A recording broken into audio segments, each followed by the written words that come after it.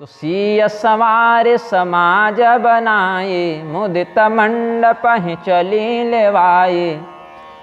वो सभी त्रिदेवियाँ भगवती सीता जी का श्रृंगार स्वयं कर रही हैं, रानी सुनैना सहयोग कर रही हैं, और फिर सब लोग मिलकर भगवती सीता को मंडप की ओर ले आए हैं। सभाजयित्वा पटभूषणा देभे सख्यो विनिन्युर्जनकात्मजां प्रिया, सन्मण्डपान्ताः कलगान तत्परा, शनैः शनैर्यां च उदाननाः किल।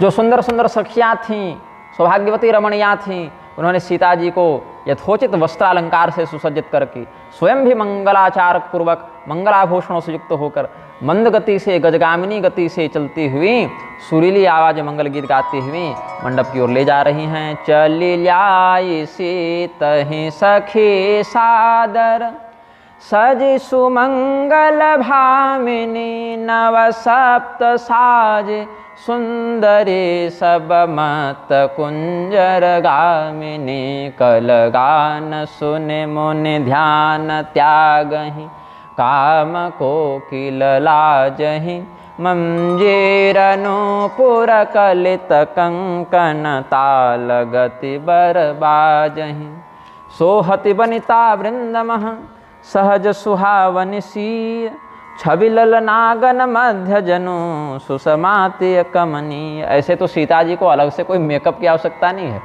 स्वभावतः ही वो बिना किसी विशेष श्रृंगार के भी अति शोभायमती हैं। फिर भी आज दुल्हन के रूप में है तो उनकी शोभा त्रिभुवन की समस्त शोभाओं से भी अधिक है। त्रिगुणातीत शोभा, त्रिभुवनातीत शोभा उनकी है। तो कितनी बड़ी हैं सीता जी, कहती हैं षड्वर शापि च वैदेही, रूपातिशयतां जयौ, श्यामेव लक्ष्यते पौरेरवरोधश्च मातृभिः, वाणी न शक्यते स्तोतुं सीता सौंदर्यमद्भुतम्। भगवती सीता जी की दैहिक अवस्था जो है वो 6 वर्ष की है, लेकिन उनका जो श्रृंगार है, उनका जो शरीर सौष्ठव है, वो कैसा लगता है, 16 वर्ष के समान लगता है। तो 16 वर्ष की कन्या को दुल्हन के रूप में सजाएंगे तो शोभा और निखर जाएगी। तो 6 वर्ष की अवस्था वाली जानकी जी भी 16 वर्ष की दुल्हन के समान लग रही हैं, क्योंकि 6 वर्ष की अवस्था में दुल्हन के अनुरूप तो शारीरिक सौष्ठव होगा नहीं, इसीलिए यह शोभा संपूर्णता को प्राप्त कर सके, इसीलिए 16 वर्ष की अवस्था की सीता जी की शोभा हो रही है, किंतु वास्तविक अवस्था 6 वर्ष की ही थी। इसीलिए कई बार कुछ लोग भ्रमवशात यह कह देते हैं कि सीता जी का विवाह तो 16 वर्ष 18 वर्ष ये सब में हुआ था, लेकिन ऐसा है नहीं। वो ऐसी लगती थी उस सौंदर्य की परिपूर्णता के कारण, इसीलिए कहा गया वाणी न शक्यते स्तोतुं सीता सौंदर्य मद्भुतम। तो सीय सुंदरता बरनि न जाई, लघुमति बहुत मनोहरताई। मति जो है वो कम है और सीता जी की सुंदरता अनंत है, इसीलिए शब्द से उसका वर्णन नहीं कर सकते। तो तथा सर्वे जनाश्चैव समीक्ष जनकात्मजां, सर्वांग सुंदरीं शुद्धां प्रणेमुस्सादरं हृदि, जहर्ष च महाराजस्सात्मजो रघुवंशजः, प्रमोदश्चाधिको जातो वर्णनीयो मनीषिभिः। समस्त लोगों ने जब भगवती सीता जी को, सर्वांग सुंदरी और शुद्ध चरित्र वाली सीता जी को आता हुआ देखा, सभी लोगों ने जनक जी की पुत्री सीता जी का दर्शन किया, तो हृदय के एकदम आंतरिक भाव से सबों ने उनको प्रणाम किया है। और राजा दशरथ ने जब देखा कि हमें इतनी सुंदर, इतनी सुशील, इतने सद्गुणों से युक्त बहू मिल रही है, इतनी सुंदर पुत्रवधू मिल रही है, तो समस्त रघुवंशियों के साथ राजा दशरथ भी बड़े प्रमुदित हुए। और उनके उस प्रमोद का वर्णन बड़े बड़े मनीषी भी ठीक से कर नहीं सकते, अवर्णनीयो मनीषी भी। तो गीतवाद्य विनोदश्च तत्रोत्सव पुरस्सरम, तदावादित्र घोषेण ब्रह्म घोषेण भूयसा, महोत्साहो महाभवत् तत्र गीत नृत्यान्वितेन हि, गानन्निशान कोलाहल भारी, प्रेम प्रमोद मगन नर नारी, एहि विधि सिय मंडप ही आई, प्रमुदित शांति पढ़ै मुनि राई। तिहि अवसर कर विधि व्यवहारु, दुई कुल गुर सब कीन्ह अचारु। जब सीता जी आई हैं तो देवता उनको प्रणाम करके फूल की बारिश करने लगे, सब पुष्पांजलि देने लगे, नगाड़ों की ध्वनि, सोहनाई की ध्वनि और बढ़ गई, सबों में और प्रमोद हो गया। ब्राह्मण सब बहुत प्रसन्नता से वेद पाठ, स्वस्ति वाचन सब करने लगे, और सब लोग अपने अपने कला का प्रदर्शन करते हुए सर्वोत्तम नृत्य गीत आदि प्रस्तुत करने लगे। दोनों तरफ से वशिष्ठ और सतानंद जी महाराज दोनों कुलगुरु बैठे हुए थे, अलग अलग प्रकार से वेदाचार लोकाचार का विमर्श करते हुए प्रक्रिया को आगे बढ़ाने लगे। पीठे निवेशितो रामो नाना रत्न विभूषिते, जग्राह मधुपर्कम च राज्ञा दत्तम च राघव। सबसे पहले एक बढ़िया पीढ़ा लाया गया, स्वर्ण जड़ित रत्न जड़ित पीढ़ा पर भगवान को बैठाया गया। ऐसे तो सिंहासन ही है, पीठ सिंहासन को भी कहते हैं, किंतु पीढ़ा भी बैठने के लिए प्रयुक्त होता है। तो वहाँ पर बैठे भगवान, रत्न जड़ित विभूषित पीठासन पर भगवान आरूढ़ हुए और राजा जनक जी ने उनको मधुपर्क दिया। फिर क्या हुआ, आनंद रामायण में कहते हैं, कृत्वा गणपते पूजां पुण्याहुतवाचनम तथा कारयामास विधिना प्रतिष्ठा देवकस्य च। समस्त देव तत्वों की प्रतिष्ठा किए हैं, गणपति जी का पूजन किया है, पुण्याहुवाचन इत्यादि किया है। फिर जिस प्रकार से, ऐसे तो भगवान जो है सब कुछ जानते हैं क्या कैसी विधि है, लेकिन जो व्यक्ति जो रीति बताता, भगवान बहुत सहजता से, अच्छा ऐसा करते हैं क्या, ठीक है ठीक है, भगवान वैसे ही कर देते हैं। समस्त देवताओं को प्रसन्न किया है भगवान ने, क्योंकि विधान बताने वाले देवता ही तो बैठे हैं। ब्रह्मदेव बता रहे हैं कि अच्छा आपको पता है इक्ष्वाकु वंशियों में यह रीति भी कुल वृद्धों ने बताई है। राजा दशरथ कहते हैं हाँ महाराज ऐसा भी होता है, बोले हाँ मैं बोल रहा हूँ आप कीजिए। राजा दशरथ कहते हैं जी महाराज यही किया जाएगा। तो राम ये देखो ब्राह्मण देवता क्या निर्देश दे रहे हैं, ये करो। तो सूर्यदेव क्या कहते हैं कि नहीं सूर्यवंश में इस रीति में ऐसे होता है, ये तो चंद्रवंशियों की रीति आप बता दी, सूर्यवंश में ऐसा होता है, सूर्यदेव स्वयं बता रहे हैं। चंद्रमा कहते हैं हाँ इनका ये ब्राह्मण देवता कथन सही है। तो कहते हैं अच्छा अगर ऐसी बात है तो इस विधि में इस प्रकार का हम प्रयोग करेंगे। तो अलग अलग प्रकार से भगवान सूर्य ही अपने वंश के कुलाचार का उपदेश कर दे रहे हैं।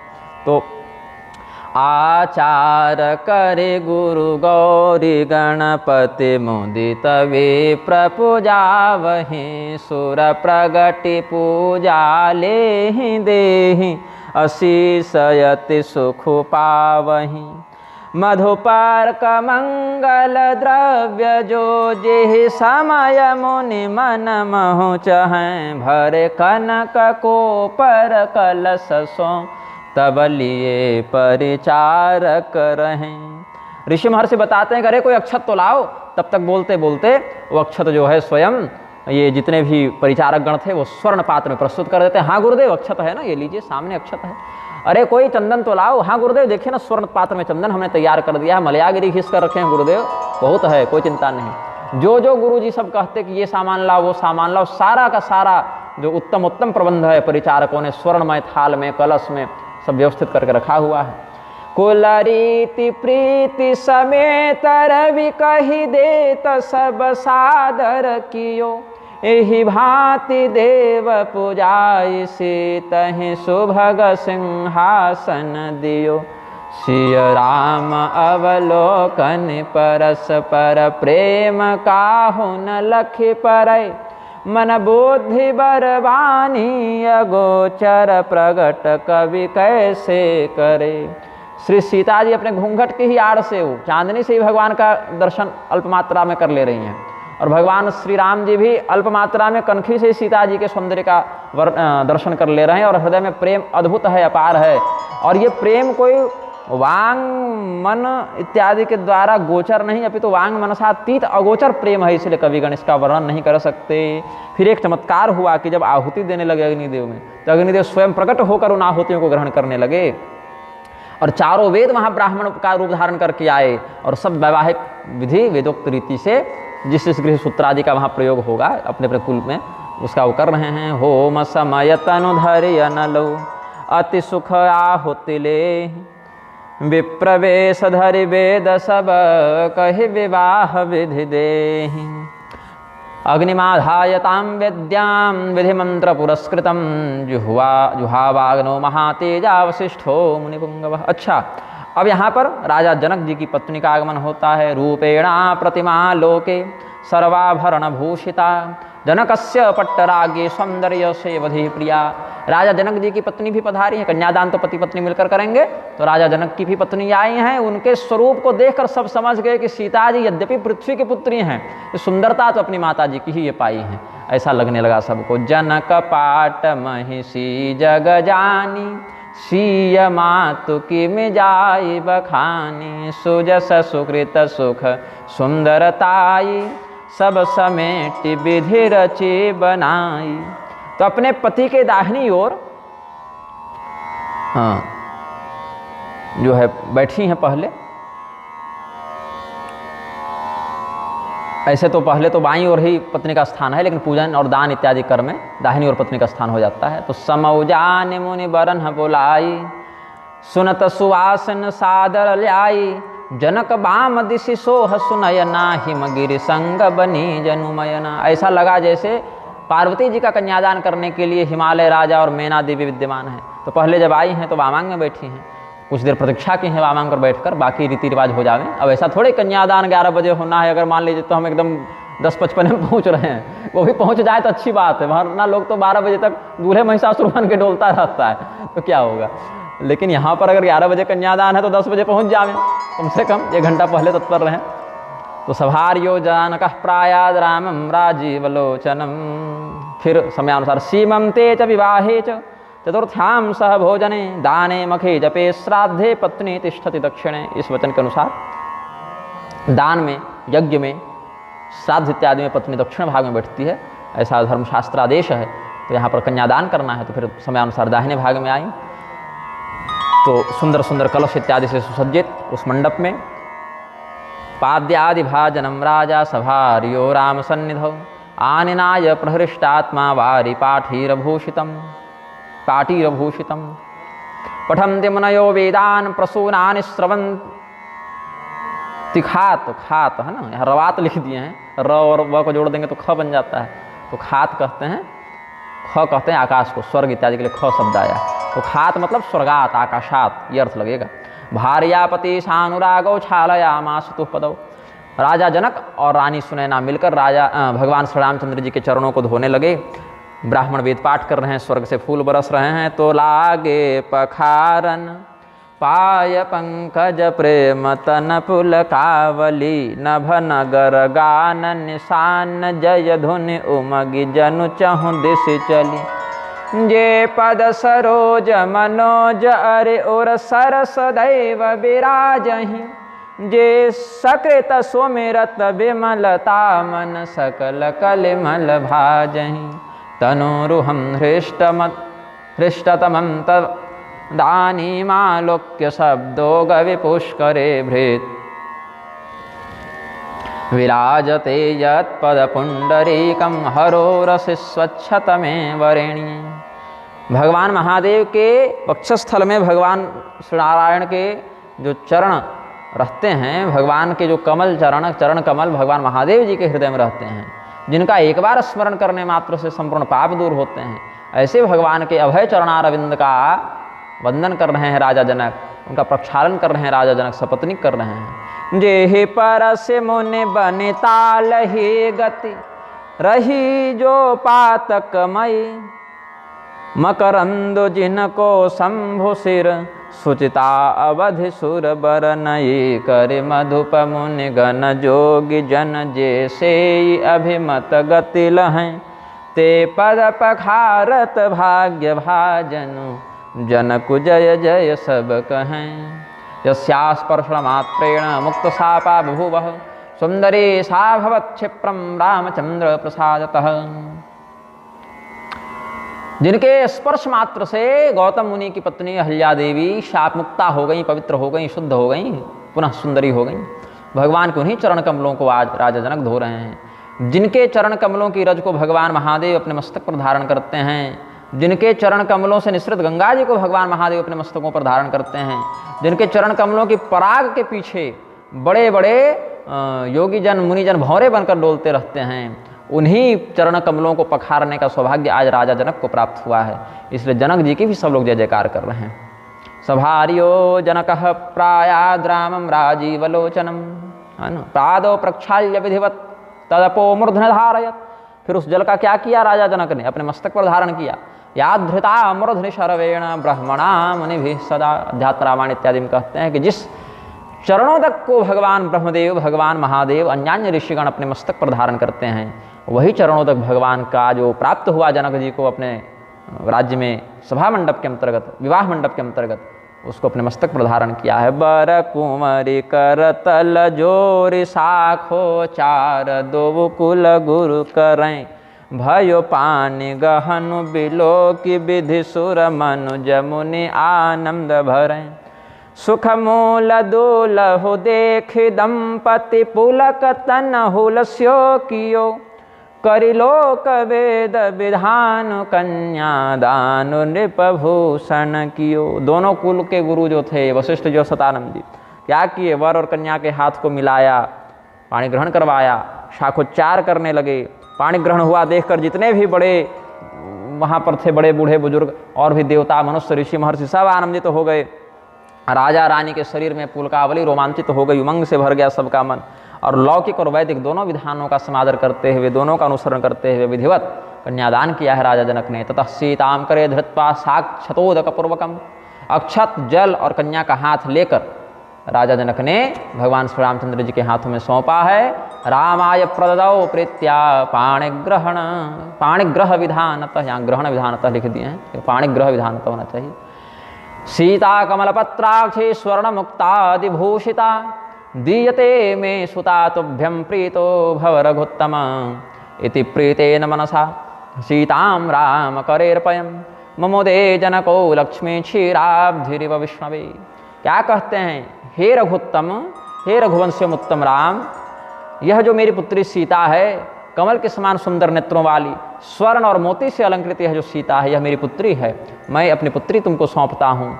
किस प्रकार से, जैसे भगवती लक्ष्मी का कन्यादान विष्णु भगवान के प्रति किया गया, ऐसी लक्ष्मी स्वरूपिणी कन्या का दान विष्णु स्वरूपी वर के लिए मैं करता हूँ। ऐसा राजा जनक ने कहा और बहुत प्रसन्न हुए। जिस प्रकार से हिमालय ने भगवती पार्वती का कन्यादान महादेव जी के लिए किया, जिस प्रकार महर्षि भृगु ने भगवती लक्ष्मी का कन्यादान विष्णु भगवान के लिए किया, वैसे ही राजा जनक ने भगवती सीता जी का कन्यादान श्री रामचंद्र जी के लिए किया।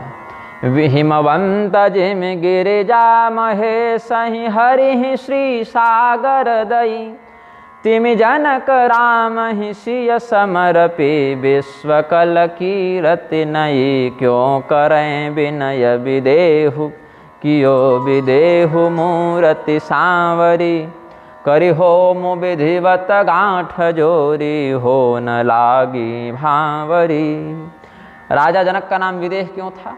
कर्ताभिमान से परे होकर राजा जनक समस्त कर्मों को करते थे, इसीलिए कर्मानुबंध में फंसते नहीं थे। देहगत जो अभिमान है, देहात्मवाद है, उससे राजा जनक परे थे। यस्य नाहंकृतो भाव बुद्धि यस्य न लिप्यते की स्थिति में थे राजा जनक। लेकिन आज क्या हुआ, ये कन्यादान करने के बाद वास्तव में विदेह हो गए, मतलब इति कर्तव्यता संसिद्धि मात्र के लिए भी उनको अपने शरीर की कोई सुध न रही। तो जय धुनि बंदे वेद धुनि मंगल गान निशान सुनिहर सहि बर सहि विबुध सुरतर सुमन सुजान। यहाँ भी पंचध्वनियों का स्मरण किया, जय ध्वनि, स्तुति ध्वनि, वेद ध्वनि, मंगल गीतों की ध्वनि और वाद्य ध्वनि, ये सब होने लगे। इससे देवताओं में भी हर्ष का संचार हुआ, पुष्पवृष्टि पुनः होने लगी। महोत्सवो महानाशीत सर्वत्र प्रमुदावह कुंवर कुंवर कल भावर देहि नयन लाभ सब सादर लेहि। फिर परिक्रमा करने लगे भगवान श्री रामचंद्र जी और भगवती सीता जी, अग्नि की प्रदक्षिणा करने लगे, जो फेरा लेते हैं। तो फेरा कितने लेते हैं, इस पर विद्वानों में मतभेद है। वैदिक विधान में हमें 4 फेरों का ही विधान मिला है, 7 फेरा नहीं, 4 ही फेरा वेदोक्त विधान में है। लेकिन लोकाचार में 7 फेरा भी लोग लेते हैं।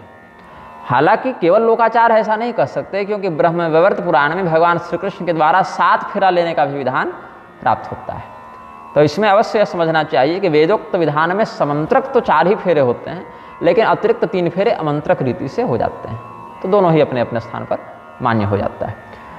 तो जाय न बरन मनोहर जोरी जो उपमा कछु कहु सोथोरी परिक्रमां विदधतौ वीक्ष कन्या वरोजना नेत्रे निमिषय सर्वे चक्षुष्मत्ता फलम जयु। आज हमारे नेत्रों के नेतृत्व सार्थक हुए, मतलब भगवान ने हमें आँख दी है, तो आँखों का आज ही नेतृत्व सार्थक हुआ। ऐसा अनुभव समस्त लोगों ने किया कि आज हम दूल्हा और दुल्हन को इतना सुंदर रूप में देख रहे हैं, भांवरे लेते देख रहे हैं, तो आज हमारे नेत्र सफल हुए, ऐसा सब जान रहे हैं। और पलक भी कोई नहीं गिरा रहा है। यदि कदाचित किसी के नेत्र पलक से आवृत भी हो जाएं निमेश मात्र के लिए भी, उसको बहुत खटकता है कि हे भगवान आज भर पलक को गिरना बंद करवा दीजिए। राम सीय सुंदर प्रतिछाहि जगमगाति मणिखंभन माहि मनहु मदन रति धरि बहुरूपा देखत राम विवाह अनुपा। अब भगवान श्री रामचंद्र जी और भगवती सीता जी जब परिक्रमा कर रहे हैं, तो जो मंडप बना है वो कैसा बना है, दिव्य मणियों से उसको सजाया गया है। तो मणियाँ चमकती हैं, उसमें परछाई दिखती है ऐनक के समान, वो प्रतिबिंब में बनाता है। बड़े बड़े मणि सब थे, दिव्य मणि रत्न थे। तो भगवान श्री रामचंद्र जी और सीता जी जब घूम रहे हैं तो उनके सैकड़ों सैकड़ों प्रतिबिंब पूरे मंडप में लग रहे हैं। तो लगता है कामदेव और रति जो है भगवान का विवाह देखने के लिए इस प्रकार से आए हैं। और भगवान को प्रतिबिंब में ही सीता जी देखकर लज्जित हो जाती हैं, माथा झुका लेती हैं, और भगवान भी सीता जी को प्रतिबिंब में ही देखकर आनंदित होते हैं। ये सब भाव है। सुशुभे च तदा रामः कामो रत्येव मंडपे यत्र स्वर्णमय स्तंभाः सौधे सौधे निरूपिता तेषु तत्प्रतिबिंबेन सजीवा इव वैगृहाः किं बहुक्तेन भो देव मदना इव भूरिशः दृष्ट्वा रामं तु ते सर्वेनात्मानं विविदुस्तदा भये मगन सब देखन हारे जनक समान अपान विसारे प्रमुदित मुनिन्ह भावरी फेरी नेग सहित सब रीति निवेरी राम सीय सिर सेंदुर देहि शोभा कहे न जात विधि केहि अरुण पराग जलजु भरिनी के ससिह भूष अहिलोभ अमी के। क्या कहते हैं? भगवान श्री राम जी सीता जी के साथ जब प्रदक्षिणा दे रहे हैं तो राजा जनक तो उस स्वरूप को देखकर मोहित हुए ही, विदेह हुए ही। केवल जनक जी विदेह नहीं हो गए, देह की सुध न खो बैठे, समस्त दर्शक गण ही विदेह हो गए। वो सब अपने अपने देह की सुध खो बैठे हैं। और जब भंवर दे दिए दोनों युगल दंपति, फिर बैठे तो और बाकी पद्धतियों को ऋषि महर्षि पूरा करने लगे। फिर सिंदूरदान का प्रकरण आया। तो सिंदूरदान की तुलना गोस्वामी जी ने किस प्रकार की उपमा से की है? कहते हैं श्री रामचंद्र जी का जो हाथ है वो कमल के समान है, और कमल में हाथ में सिंदूर लगा हुआ है तो वो पराग के समान है। और भगवान की भुजा सांवली सांवली है, तो सांवली भुजा सांप के समान है। और भगवान का हाथ जो है वो कमल के समान है, और उस पर जो सिंदूर लगा है वो पराग के समान है। और सीता जी का जो मुखमंडल है वो चंद्रमा के समान है। ये चार बातें कही। भगवान की भुजा सर्प के समान, भगवान का हाथ कमल के समान, नील कमल के समान, और उस पर सिंदूर पराग के समान, और भगवती सीता जी का मुखमंडल चंद्रमा के समान है। तो ऐसा लगा जैसे कमल को लाल पराग से भर के और कोई सांप चंद्रमा की ओर ले जा रहा है कि चंद्रमा की अमृतमयी किरणें हम पर पड़े तो हम अमर हो जाए। ऐसी शोभा करते हैं। अरुण पराग जलज भरिनी के ससिहि भूष अहिलोभ अमी के सीता शिरस सिंदूरम ददौ रामो द्विजाज्ञया तदानीं क्षितिजाभिख्याद्भुता वर्णया बभूवः।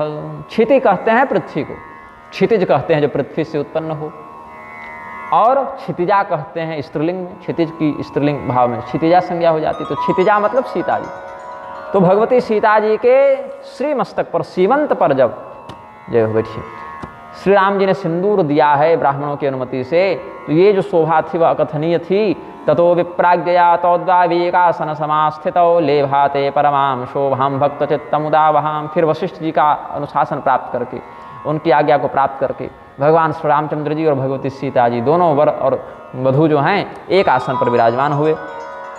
बैठे बरासन राम जानकि मुदित मन दशरथ भये तनु पुलक पुनि पुनि देखि अपने सुकृत सुरतरु फल नये।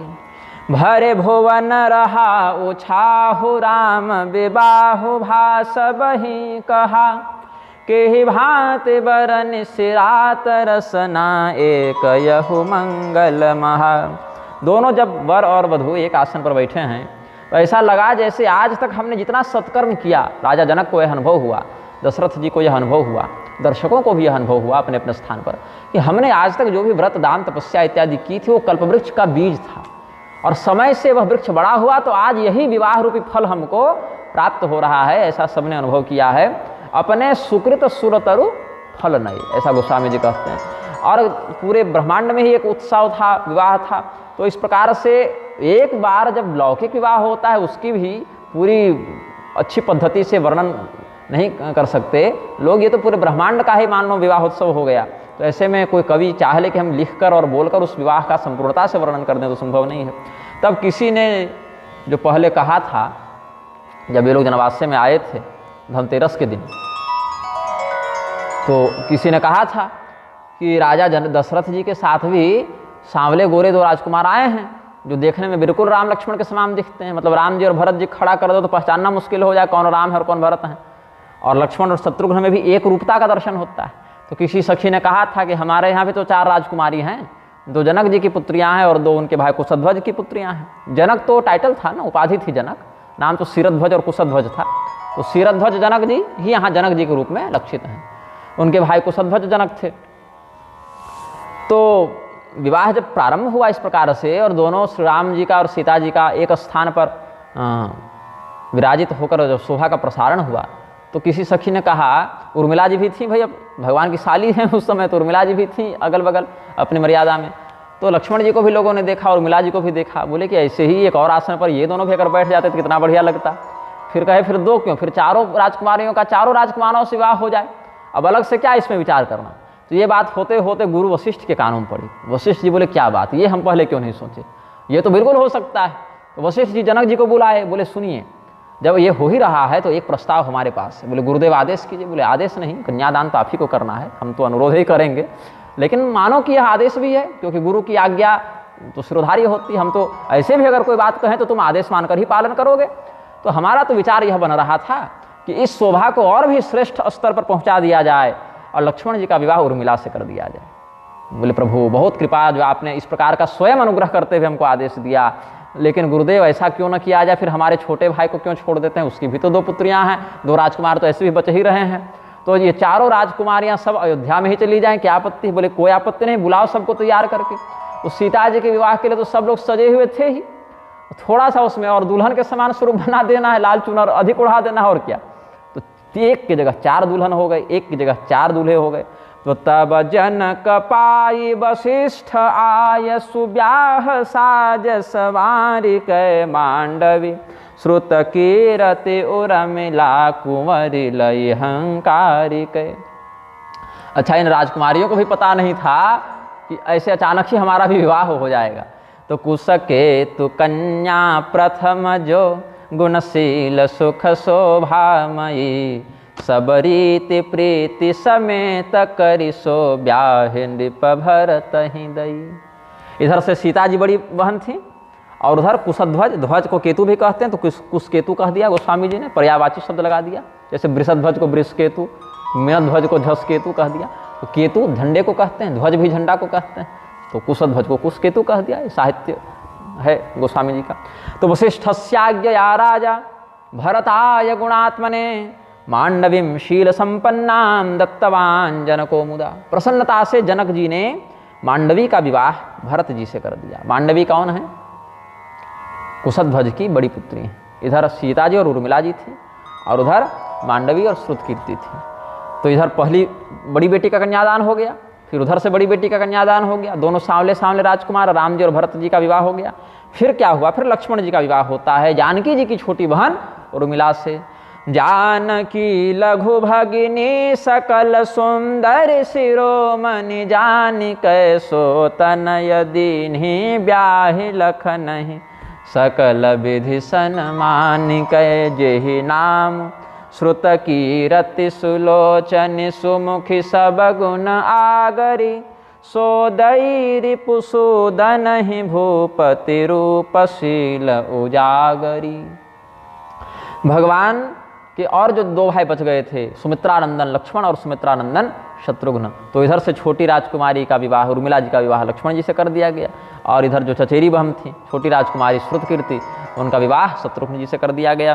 तो इस प्रकार से 4 राजकुमारों को 4 वधुओं की प्राप्ति हुई। ये तस्मिन्नंतरे राजा आहूय लक्ष्मणं पुनः उर्मिलां च विधानेन लक्ष्मणाय स्वयं ददौ कुशध्वज सुतां रम्यां श्रुतकीर्तिं च विश्रुतां शत्रुघ्नाय ददौ राजा विधिना बलशालिने। अत्यंत बलशाली शत्रुघ्न जी के लिए श्रुतकीर्ति का कन्यादान किया गया।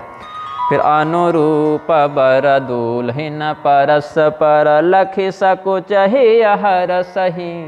अब 1-2 घंटा पहले तक तो किसी को पता नहीं था ऐसा भी मंगल उत्सव हो जाएगा, तो विशेष लज्जा हुई सबों को। दूल्हा दुल्हन दोनों थोड़े सकुच आए और इस सकुचता से, इस संकोच से यह शोभा, यह शील और भी चरमावस्था को प्राप्त हुआ तो सब मुदित सुंदरता सराहहि सुमन सुरगन बरसहि अनुरूप बर दुलहिन परस परिलखि सकुचहि हरसहि सब मुदित सुंदरता सराहहि सुमन सुरगन बरसहि सुंदरी सुंदर बरहन सह सब एक मंडप राजहि जनु जीव उर चारिव अवस्था विभुन सहित विराजहि।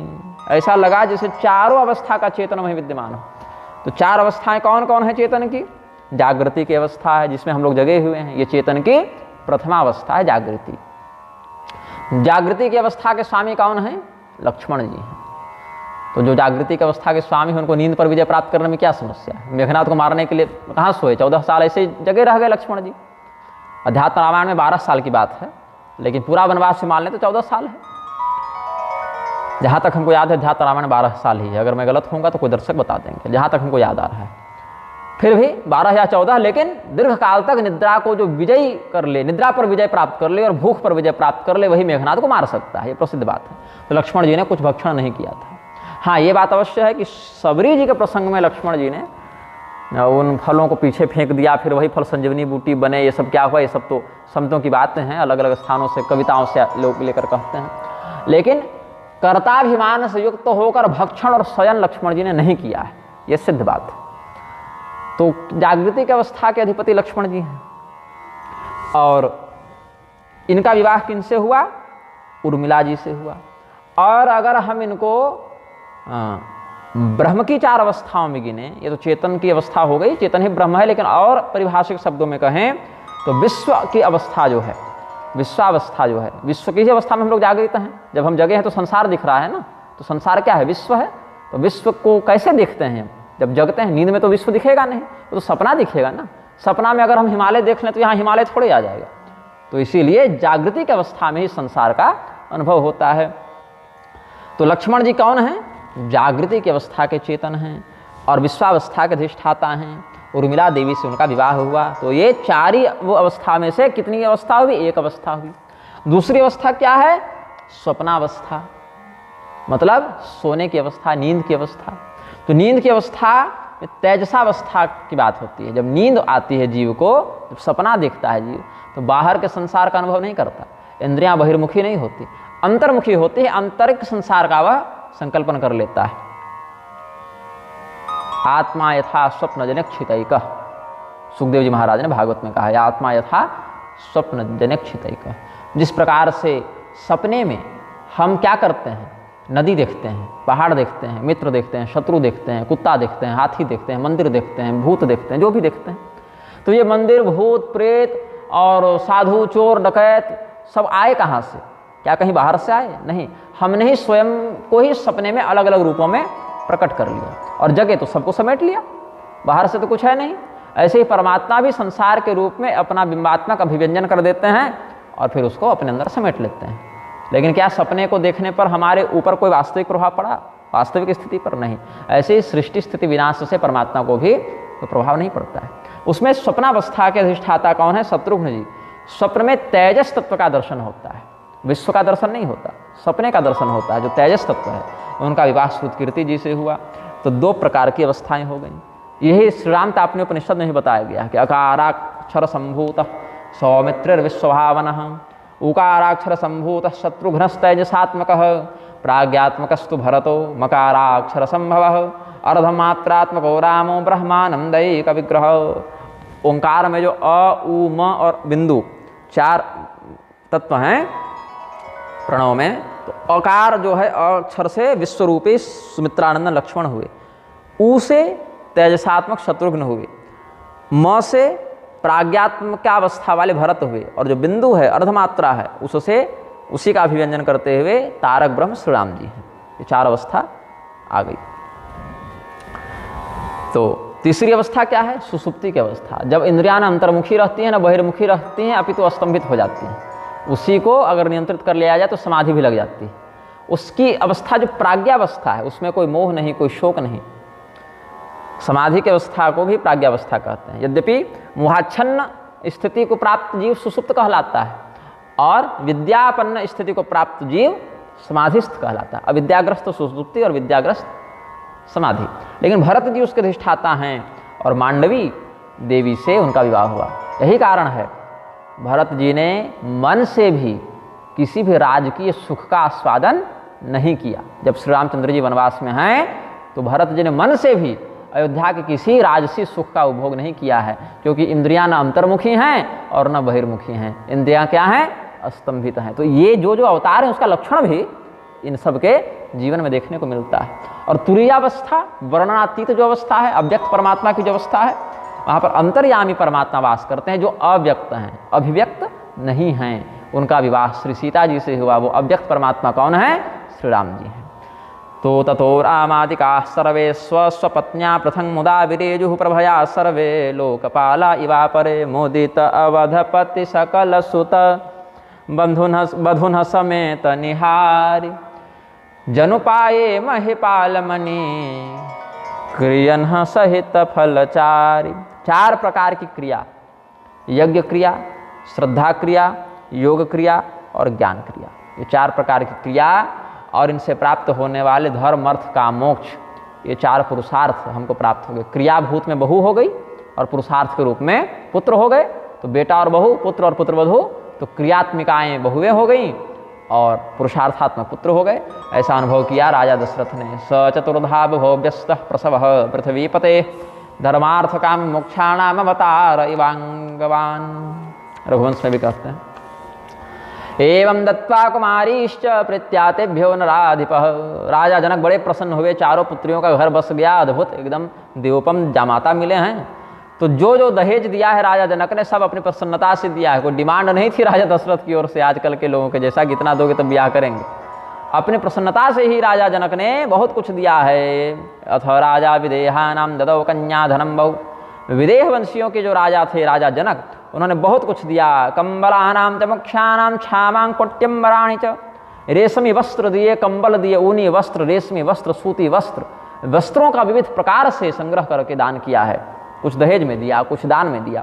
इति स्तुत्वा नृपः प्रादाद् राघवाय महात्मने दीनाराणां कोटिशतं रथानामयुतं तथा अश्वानामयुतं प्रादाद् गजानां षट्शतं तदा पत्तेनां लक्षमेकं तु दासीनां 300 ददौ प्रददौ राघवादिभ्यो येषां संख्या न विद्यते। जब दहेज गिनना प्रारंभ किया लोगों ने, क्या क्या दिया जा रहा है, तो गिनती करते करते थक गए।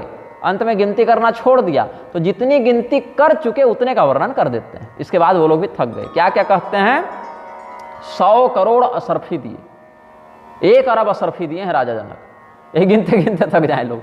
100 करोड़ असरफी दिए, 10,000 रथ दिए, 1 लाख घोड़े दिए। अश्वानाम अयुतम प्रादात, रथानाम अयुतम तथा अश्वानाम अयुतम, यहाँ 1 लाख नहीं 10,000 घोड़े होंगे, या अश्वानाम न्यूतम प्रादात अगर करेंगे तो लेकिन अध्यात्म रामायण का है तो अयुतम ही होना चाहिए। 10,000 रथ, 10,000 घोड़े, 600 हाथी, 1 लाख पैदल सैनिक, 300 दासियाँ दी। और भी जब देते ही जा रहे थे, इतना ही गिनते गिनते लोग थक गए। तो प्रददौ राघवादिभ्यो येषां संख्या न विद्यते। आनंद रामायण में जाकर कह दिया वाल्मीकि जी ने कि क्या क्या दिया उसकी गणना छोड़ दो, गिनती ही मत करो। वह दिया, अपनी प्रसन्नता से दिया, बहुत कुछ दिया। तो गोस्वामी जी ने भी यही बात को अपनाया है कि वस्तु अनेक करिय कि मिले खा कहे न जाय जा नहीं जिन देखा। जिन्होंने इस घटना को देखा वही कुछ जानते हैं, बाकी कोई नहीं जानता। लेकिन क्या हुआ, ये जो दहेज मिला राजा जनक के द्वारा वो भी रखे नहीं ये लोग, क्योंकि कितना रखेंगे। वो भी दान करने लगे, लुटाने लगे, याचकों को देने लगे। जो व्यक्ति जो मांग रहा है, कोई 1 मांग रहा है तो 10 दे रहे हैं, 10 मांग रहा है 100 दे रहे हैं, 100 मांग रहा है 1000 दे रहे हैं। तो लोकपाल अवलोक सिहाने लीन अवधपति सब सुख माने। मर्यादा समझते हुए, राजा जनक के प्रेम का सम्मान करते हुए दशरथ जी महाराज ने स्वीकार कर लिया सब कुछ, मना नहीं किया, लेकिन उसको भी दान कर करके और याचकों को संतुष्ट कर दिया। दीन जाचकन जो जेहि भावा उबरासो जनवा सही आवा। याचक स्पर्शनात् शेषम राजा स्वयं था गृहीत द्विजातिभ्यो ददौ सम्यक मनोभिलषितम धनम। राजा जनक के द्वारा दिए गए दहेज को राजा दशरथ जी ने प्रेम से ग्रहण किया और याचकों में खूब बांटा। और बांटने के बाद जब थक गए याचक लेते लेते, अब नहीं महाराज, अब और मत दीजिए, अब ले नहीं जा पाएंगे, अब हो गया महाराज। ऐसा कह के स्वयं भागने लगे याचक कि अब यहाँ खड़ा रहेंगे तो और पता नहीं क्या क्या देते हैं।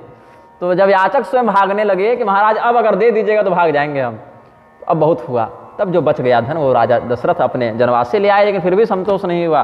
तब ब्राह्मणों को बुला बुला के धन का संकल्प करने लगे। फिर राजा जनक ने कहा कि अब आप लोग सब भोजन इत्यादि करने के लिए पधारें। पहले तो अपने सौभाग्य की सराहना की है।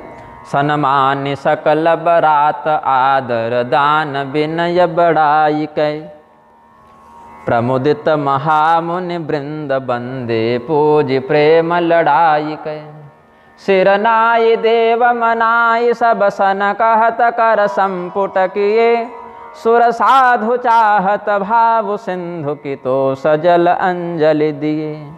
बताइए, समुद्र के पास तो पहले से इतना जल है, आप एक अंजलि जल समुद्र देवता को तर्पण में दे ही देते हैं तो समुद्र थोड़ी बढ़ जाएंगे। ऐसे ही जो परम संतोषी ऋषिगण है वो धन से क्या संतुष्ट होंगे, वो तो भाव से ही संतुष्ट हो जाते हैं। तो ऐसा कह के राजा जनक समस्त लोगों को कहे कि हम आपको क्या दे सकते हैं, आपके पास संतोष रूपी परम धन पहले से विद्यमान है, हमारे द्वारा दिया गया ये सब सत्कार तो उसमें उस समुद्र के लिए एक अंजलि के समान है। ऐसा अनुनय किया है। इतना देने के बाद भी ये विनम्रता देखिए। कर जोरी जनक बहोरे बंधु समेत कौशल राय सो, बोले मनोहर बयन सान स्नेह शील सुभाय सो, सन बंध राजन रावरे हम बड़े अब सब विधि भये, यही राज साज समेत सेवक जानी बेबिनु गथलई।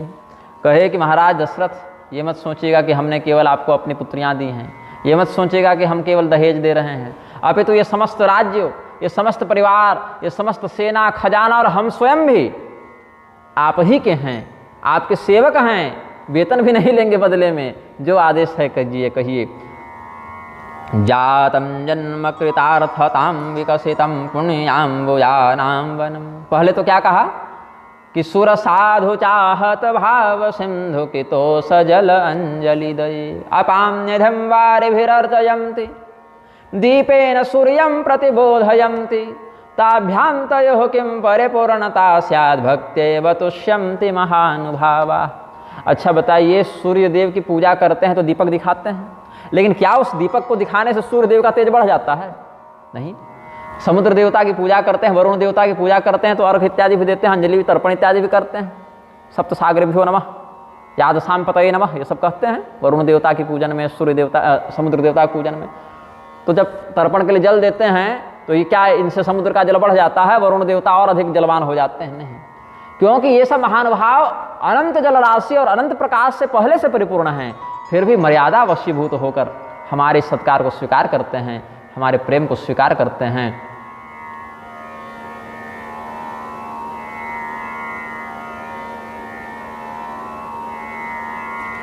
और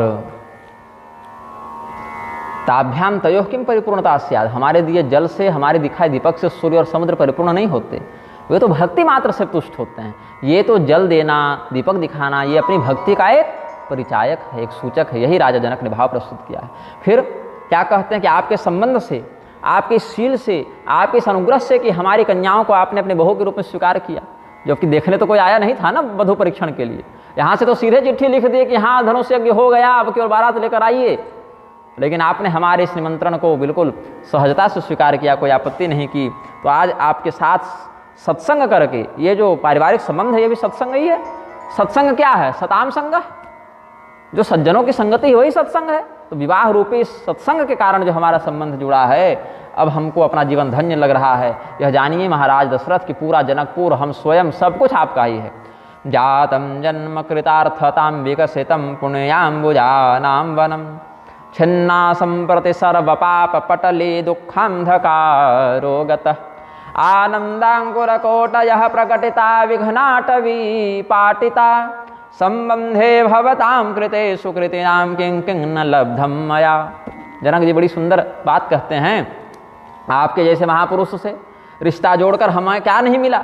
हमारा जन्म सफल हुआ, हमारा जो पुण्य रूपी सरोवर है उसमें कमल खिल गए, पुण्य रूपी कमल खिल गए सरोवर में।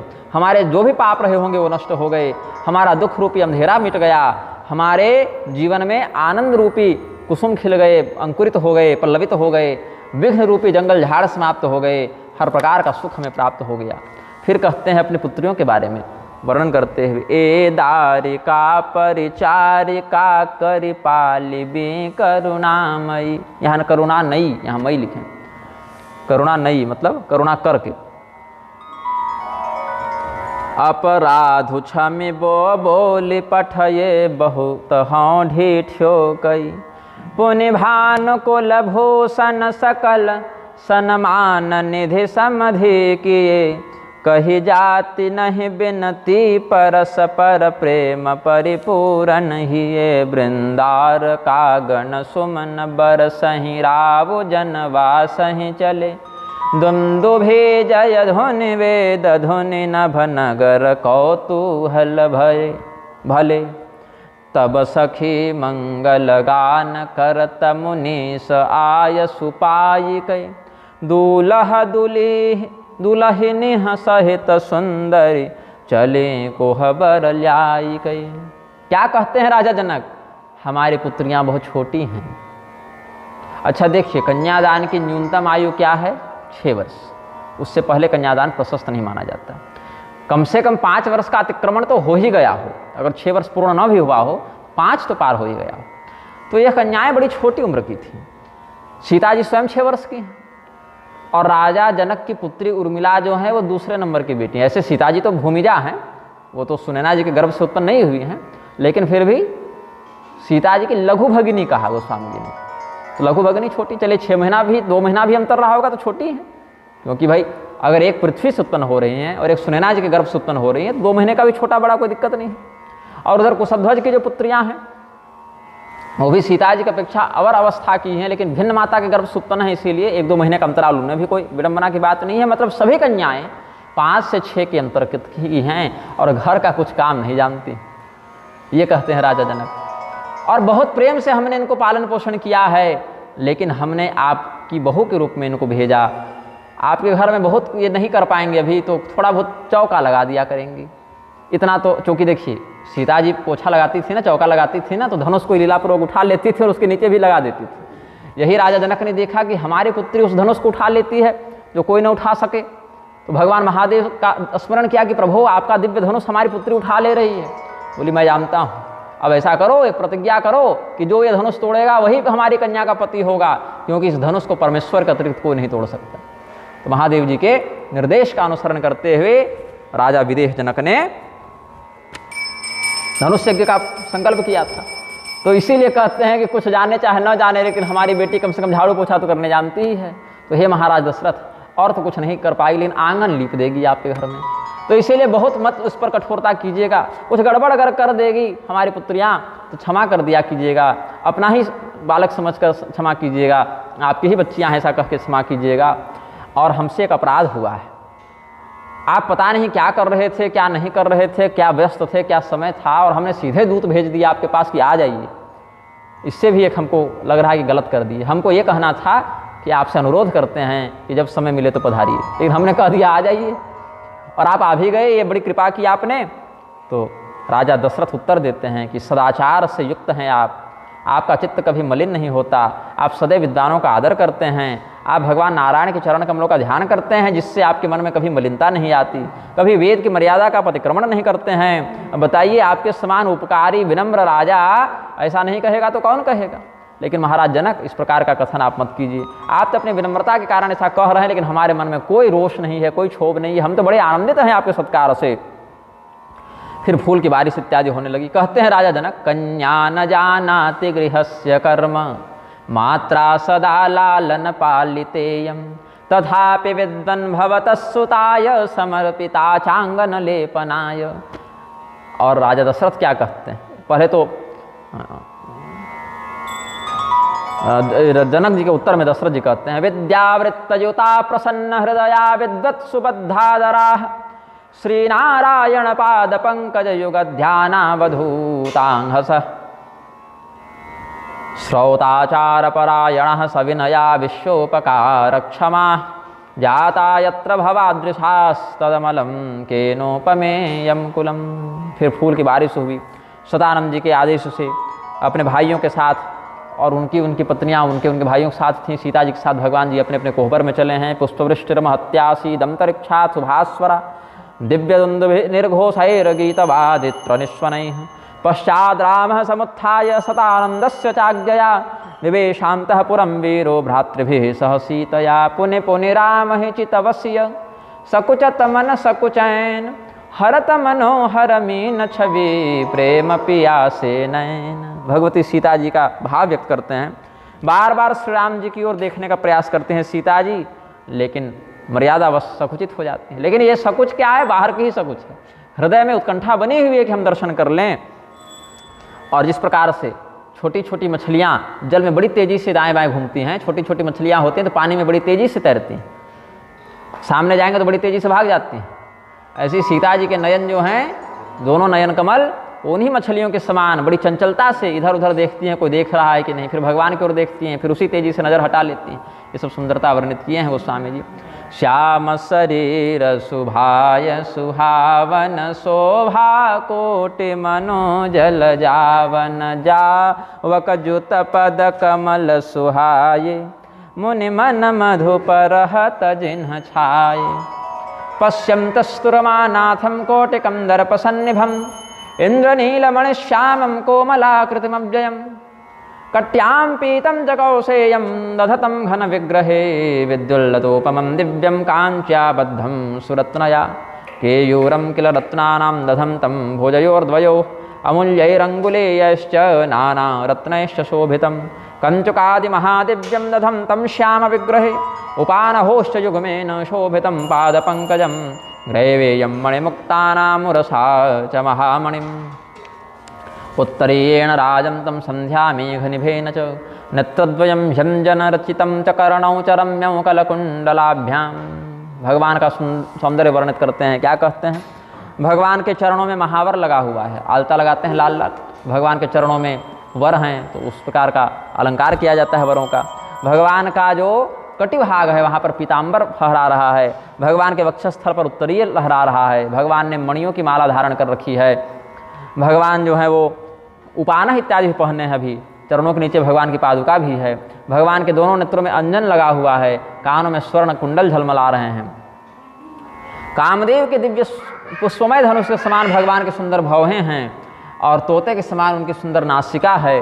भगवान का विशाल ललाट है, ललाट संकुचित नहीं है, विशाल मस्तक वाले भगवान मनोहर तिलक लगाए हुए हैं, मस्तक पर मोर पहने हुए हैं जिसमें मोती जड़े हुए हैं। गाथे महामणि मोर मंजुल अंग सब चित चोरहि पुर नारी सुर सुंदरी बरहि सुंदरी बरहि बिलोकी सब तृण तोरहि मन बसन भूषण बारी आरती करहि मंगल गावहि सुर सुमन बरसहि सूत मागध बंदी सुजस सुनावहि कोहबरहि आने कुंवर कुंवर सुवासिनिन्ह सुख पाई कै अति प्रीति लौकी करीति लागी करन मंगल गाई कै लह कौरि गौरी सिखावरामहि सीयसन सादर कहें रनिवासु हासु बिलास रस बस जन्म को फल सबल हैं। भगवान ने जो दिव्य मोर बांध रखा है वो मोर में बड़े बड़े मणि लगे हुए हैं। भगवान के समस्त श्री अंगों की शोभा से लोगों की नज़र नहीं हटती है। नगर की स्त्रियां, देवताओं की स्त्रियां, सभी स्त्रियां क्या करती हैं, भगवान को देखती और एक तिनका तोड़ती थी कि कहीं हमारी दृष्टि है भगवान के ऊपर विपरीत न पड़ जावे, किसी प्रकार का ग्रह योग खराब न हो जावे, कहीं भगवान हमारे इस दृष्टि कारण ज्वरग्रस्त न हो जावे, दूल्हे को बुखार भी लग सकता है, नज़र लगने कारण दुल्हन को बुखार लग सकता है, तो हमारी नज़र न लग जावे, ऐसा कहती हैं। अथवा ये कहती हैं कि देखो तो ये संसार की शोभा तो इनके सामने तिनके के समान है, तो इस तिनके को तोड़कर, इस संसार को छोड़कर हम केवल इसी मनोरम छवि का ध्यान करेंगे, ऐसा भी चिंतन करती हैं। सुंदर मंगल गीत गा रही हैं, कोहबर में लाकर। अब भगवान भी दूल्हा बने हैं, भगवती सीता भी दुल्हन बनी है, तो अभ्यास तो है नहीं कि किस प्रकार से व्यवहार करना है। तो कोई हंसी मजाक करने के लिए कहती है ऐसा करो, फिर कोई बड़ी महिला समझाती है ऐसे थोड़े किया जाता है, क्यों इनको परेशान कर रही हो, छोड़ो भागो तुम इधर से, तुमको तो हंसी मजाक सोचता है केवल। मैं बताती हूँ सही सही कैसे होता है सब कुछ।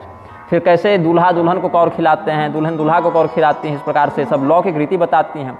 तो कैसे हंसी मजाक करते हुए काम हो रहा है। कोई साली सरहज इत्यादि आते हैं, बोलते हैं कि इसमें ऐसे करते हैं, जब खिलाते हैं कौर तो पहले ठूठी में यहाँ लगा के तब खिलाते हैं। तो बड़ी माताएं मना करते हैं कि ऐसे क्यों मजाक करती हो, इनसे ऐसे परेशान मत क्या करो, तुम लोग भागो उधर का काम देखो। तो मिथिला नगरस्थाश्च स्त्रियः प्रीता ननावरम वधूवरौ समानीय यजुः कुहवरालयम् लौकिकाचारमाजहृस्ता स्त्रियस्तत्र चादृताः निज पानिमनिमहु देखियति मूरति स्वरूप निधान की चालति न भुजबल्ले विलोकन विरह बस भय जानकी कौतुक विनोद प्रमोद प्रेम न जाई कहीं जानहि अली बर कुंवर सुंदर सकल सखी लवाई जनवासी चली तेहि समय सुनिय असीस जहाँ तह नगर नभ आनंद महा चिरुजियहु जोरी चारु चार्यो मुदित मन सब ही कहाँ जोगेन्द्र सिद्ध मुनि सदेव बिलोके प्रभु दुन्दुभिहनि चल हरसि बरसि प्रसून निज निज लोक जय जय जय भनी। भगवती सीता जी क्या कर रही हैं? हाथों में अंगूठी है, मुद्रिका है, या दर्पण युक्त मुद्रिका भी होती है कि अब हर जगह तो ऐनक देखने जाएंगे नहीं, तो ऐसी मणियों का प्रयोग करके दर्पण ही बना दिया जाता है कि दुल्हन स्वयं का रूप निहार सके बीच बीच में कि कहीं कुछ श्रृंगार में गड़बड़ तो नहीं हो रही है। तो अंगूठी जो दुल्हन की होती थी वो ऐसे मणियों से बनाई जाती थी जो दर्पण का भी कार्य साथ साथ कर लें। तो भगवती सीता जी अपना रूप नहीं निखार रही हैं, वो टेढ़ा करते हैं और भगवान का रूप वहाँ कैसे आ जाए इसको देखती हैं। फिर सखियाँ कहती हैं कि ये पकड़ो ये उठाओ, तो अपने हाथ को हिलाती नहीं हैं इस भय से कि कहीं भगवान का वियोग ना हो जाए, क्योंकि सीधा सीधा तो देख नहीं पाती। तो उसी दर्पण मुद्रिका का आश्रय लेकर भगवती सीता जी भगवान की छवि को निहार रही हैं। इस प्रकार से दोनों का जो श्रृंगार है, दोनों का जो प्रेम है वो गोस्वामी जी वर्णित करते हैं। फिर आशीर्वाद देते हुए, जय घोष करते हुए, मंगल ध्वनि करते हुए तदानीम अमरा सर्वे परे जीवाश्चराचरा मोदुश्चैतसातीव बभूवाति जयध्वनि मंगलध्वनिगानं च बभूव बहु सर्वतः वाद्यध्वनिरभूद्रम्यः सर्वानंद प्रवर्धनः। इससे पहले के प्रसंग में क्या कहते हैं? वीक्षमाणा च वैदेही, यहाँ यकार का लोप कर दिया लेखक ने। वीक्षमाणा च वैदेही रघुवंशमणिच्छविं कराभूषा मणो बाहुवल्लिं नो धवति क्षणं कृत्वा जयध्वनिं चक्रुर ग्रंथि निर्मोचनादिकं सस्मितास्सकटाक्षाश्च पुलकांचितविग्रहाः प्रशंसन्त्यः सौभाग्यानि पश्यन्तः परमेश्वरं वधूवरौ पुरस्कृत्य जनवासमगुरुद्रुतं। फिर जनवासा में सबको ले चले। अथोपकार्यां जगमुस्ते सभार्या रघुनंदना, अपने अपने पालकी इत्यादि पर आरूढ़ होकर, अपने अपना स्वादि पर आरूढ़ होकर दूल्हा दुल्हन सब जनवासी की ओर चले हैं। सहित बधोटिन कुंवर सब तब आए पितुपास शोभा मंगल मोद भरे उमगे वो जन जनवास। पिताजी के पास आए हैं चारों राजकुमार अपनी अपनी पत्नियों को लेकर और प्रणाम किया है। राजा जो दशरथ जी हैं सबों को चिरंजीवी भव, अखंड सौभाग्यवती भव इत्यादि शास्त्रोक्त आशीर्वादों से अनुरक्त कर रहे हैं। फिर भोजन इत्यादि का प्रबंध हुआ। पुनि जेवनार भये बहुभांति पठये जनक बुलाई बराती परत पावड़े बसन अनुपा सुतन समेत गवन कियो भूपा। वस्त्रों के पावड़े पड़ाए जाते हैं, जैसे आजकल रेड कारपेट बिछता है ना, क्या होता है मार्ग में धूल न लग जावे, किसी प्रकार का कष्ट न हो, कुछ चुभ न जावे, इसके लिए उत्तम उत्तम रेशमी वस्त्रों से, मखमली वस्त्रों से लंबा लंबा गद्दा बिछाकर मार्ग को सुगम बनाते थे। तो उत्तम उत्तम दिव्य वस्त्रों से मार्ग को आच्छादित करके बारातियों के स्वागत के लिए सब लोग तैयार हैं। राजा जनक ने आदेश दिया कि समस्त बारातियों को भोजन के लिए निमंत्रण दे आओ। तो सभी सेवकों ने जाकर निमंत्रण दिया है। भोजनोत्सव मारे भी नाना विधि विधानतः भक्ष भोज्य लेह और चोष्य। कुछ को चबा कर खाते हैं, कुछ को सीधे निगलते हैं, कुछ को चूस कर खाते हैं, कुछ को पी कर खाते हैं। ये सब अलग अलग प्रकार के भोजन होते हैं। कुछ को चबाना पड़ता है, कुछ को सीधे निकल जाते हैं, कुछ को चूसना पड़ता है गन्ना इत्यादि को, कुछ को चाटना पड़ता है अवलेह इत्यादि, कुछ को पीना पड़ता है। अलग अलग प्रकार के भक्ष्य भोज्य होते हैं। तो जितने प्रकार के, और फिर मधुर है, लवण है, तिक्त है, कषाय है, छार है, ये सब अलग अलग प्रकार के रस होते हैं। तो चतुर्विध प्रकार के भोजन, षड्रसों से युक्त भोजनों को अनंत प्रकार के प्रभेदों से, जैसे मीठा है, खीर भी मीठा है, रसगुल्ला भी मीठा है, गुलाब जामुन भी मीठा है, तो अलग अलग प्रकार के, या गन्ने का शरबत भी मीठा है, उसका जो रस निकले गन्ने का रस भी मीठा है। तो गन्ने का रस तो पीने वाला मीठा है, वो मधुर रस से युक्त पेय है, लेकिन खीर जो है वो मधुर रस से युक्त भोज्य है। और वहीं पर रसगुल्ले इत्यादि को खीर की अपेक्षा रसगुल्ला को अधिक चबाएंगे, और रसगुल्ले की अपेक्षा जलेबी को अधिक चबाएंगे, और कुछ और अगर कठोर ये हो गया व्यंजन हो गया तो उसको थोड़ा और चबाएंगे, तो भक्ष्य आदि की श्रेणी में आ जाएगा। तो रस के प्रभेद से और चतुर्विध भक्ष्य भोज्यादि के प्रभेद से अलग अलग पकवानों को प्रस्तुत किया है। तो जनक आह्वनमाकर्ण्य राजा दशरथो मुदा चतुर्भिस्तनयैः सार्धम भोजनाय प्रचक्रमे राजोपवेशयामास सत्पीठे सुगृहांतरे। ऐसे दूल्हा और दुल्हन के लिए चतुर्थी कर्म पर्यंत, जब तक चौठारी नहीं हो जाती तब तक नमकीन खाना मना होता है। वो मधुर भोजन करें, ऐसा नियम है। अब पता नहीं इस नियम का भी पालन हो रहा है कि नहीं हो रहा है, लेकिन शास्त्रोक्त विधान यह है कि चतुर्थी कर्म पर्यंत जो है दूल्हा और दुल्हन अच्छार लवण युक्त भोजन करें। ऐसा भोजन न करें जो नमकीन हो, या जो तीखा हो, या जो खट्टा हो, उस प्रकार से मधुर भोजन करें। दूध पिएं, खीर खावें, दूध रोटी खावें, या फल इत्यादि खावें, या और उस प्रकार से जिसमें नमक और ये सब का क्षार तत्वों का प्रयोग न होता हो। ये चतुर्थी कर्म पर्यंत, जो विवाह के चौथे दिन संपादित किया जाता है। तो यहाँ क्या कहते हैं